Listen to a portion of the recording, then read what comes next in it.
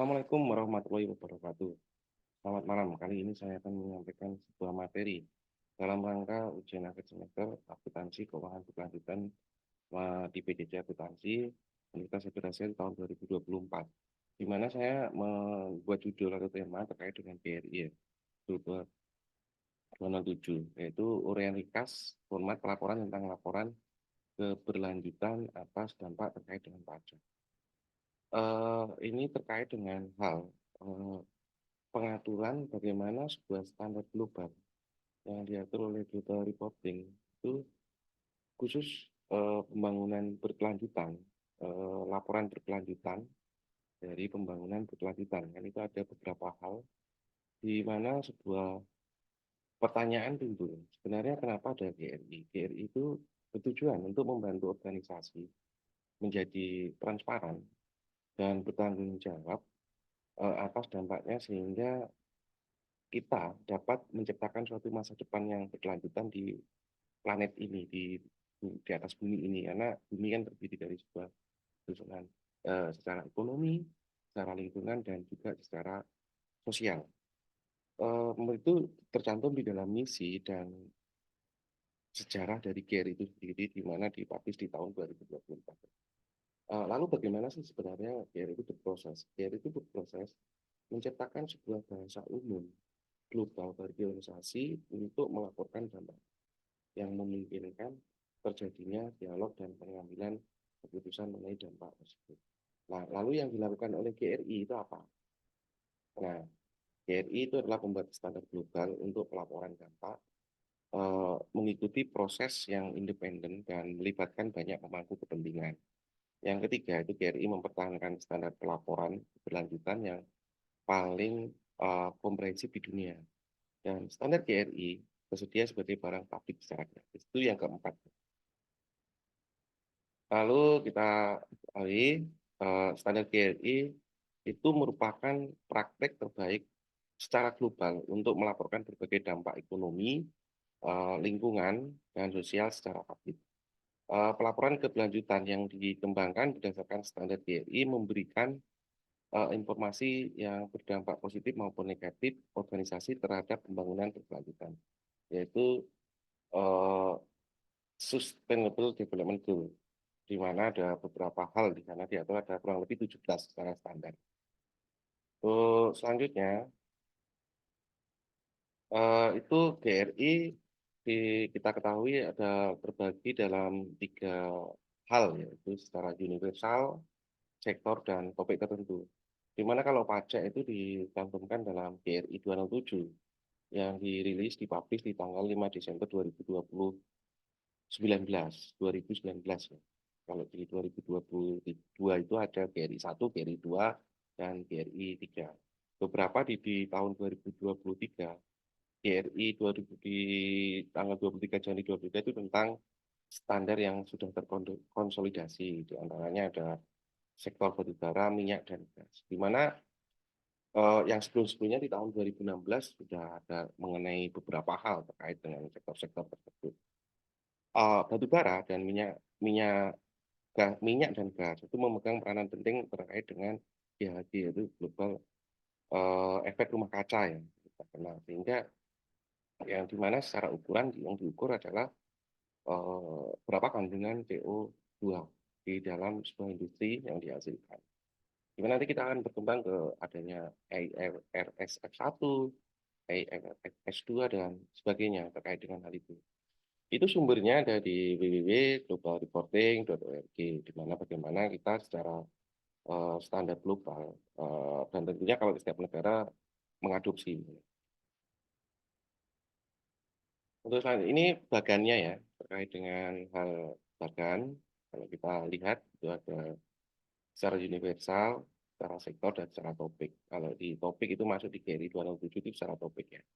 Kita dapat memilih topik mengenai hal-hal tertentu. Untuk selanjutnya, sebenarnya kita lihat mengenai GRI-nya ini, kita lihat ya, ada apa yang diatur gitu ya, mengenai pengungkapan standar sektor, kemudian GR 207, bagaimana dia berproses dari tahun 2019 sampai dengan sekarang, yang dimana fungsi tersebut dibuat oleh GSSB, yaitu Global Sustainability Standard Board, yang memiliki peranan untuk bertanggung jawab menetapkan standarnya. Standarnya ditetapkan oleh GSSB. Laporan keberlanjutan yang dapat diterima secara global berdasarkan kerangka acuan untuk mengawasi pengembangan standar GRI sesuai dengan proses hukum yang ditetapkan secara teknis. Itu proses-proses yang ada. Mengenai hal terkait dengan standarnya, kita lihat pada halaman ini pengungkapan itu ada di pengungkapan manajemen topik dan pengungkapan topiknya, disclosure topik disclosure ya. Di GRI ini ada 207 itu ada 4 ya, di GRI 2071, GRI 2072, dan GRI 2073, dan GRI 2074.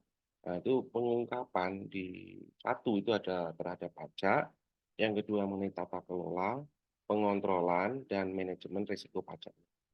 Kemudian yang 2007, 3 itu keterlibatan pemangku kepentingan dan pengelolaan kepedulian yang berkaitan dengan pajak. Yang keempat itu laporan per negara. Kalau mengenai keterlibatan pemangku kepentingan dan pengelolaan kepedulian yang berkaitan dengan pajak, itu terkait dengan bagaimana kepentingan-kepentingan yang ada. Apakah atas perusahaannya itu sendiri dalam mengelola pelaporan, kemudian dengan pemerintah dalam hal ini berapa jumlah pembayaran yang sudah dibayar. Kalau di Indonesia sendiri ada yang namanya pajak karbon, di mana sekarang masih ditunda. Di situ ada berapa kontribusi pembayarannya. Di undang-undangnya sudah diatur ya, di Undang-Undang Administrasi Peraturan Perpajakan. Nah, ini sedang ada diubah. Pendekatan terhadap pajak tentunya mengenai jumlah. Tidak semata-mata mengenai berapa jumlah produk domestik bruto yang dihasilkan oleh negara, rasio pajaknya berapa, tapi lebih ke bagaimana perusahaan tersebut bertanggung jawab terhadap pajak yang harus dibayarkan terkait dengan dampak-dampak sosial ekonomi lingkungan. Yang nanti tentu ada pengaturan lebih lanjut mengenai CSR, Corporate Social Responsibility, berapa jumlah benda yang dibayarkan dan menggunakan untuk apa saja. Tentunya di pemerintah Indonesia sejak awal dulu isu-isu mengenai pemanasan global tentang tanggung jawab sosial lingkungan itu sudah diterapkan ada dengan adanya pendekatan-pendekatan keputusan-keputusan melalui Perpres. Kalau mengenai Bagan, bagaimana sejak tahun 1997 sampai 2023, isu-isu tentang pembangunan berkelanjutan itu berkembang sehingga sampai sekarang adanya IFRS F1 dan S2, yaitu skop 1 dan skop 2 sampai dengan skop 3, di mana mengenai kelengkapan sumber daya yang ada. Kemudian mengenai tahapan di tahun 2000 perkembangan selanjutnya di 2007, kemudian ada di tahun 2023. Di beberapa negara berkumpul untuk di suatu forum yang disebut dengan World Economic Forum, yaitu di tahun 2007. Sementara kalau sampai di kondisi di akhir, yaitu IFRS Sustainability di tahun 2023, itu skop 1 dan skop 2 sudah dilapis. Apa kita adopsi di mana terkait dengan ketentuan akuntansi di Indonesia, yaitu terutama di IAI ya, ketentuan akuntan Indonesia. Itu akan dapat mengetahui peranan IAI dalam menciptakan sebuah standar.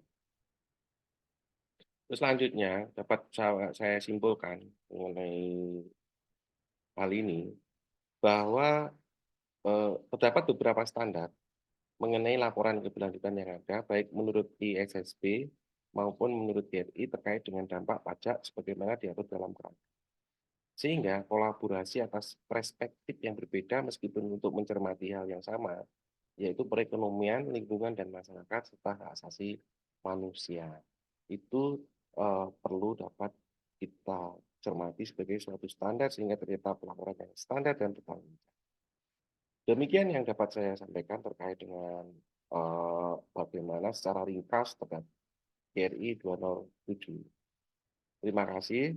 Materi ini bersumber dari GRI di 2019 dan juga GRI 2024 ya, mengenai misi dan sejarah GRI. Terima kasih yang dapat saya sampaikan. Wabillahi taufiq walhidayah. Wassalamualaikum warahmatullahi wabarakatuh.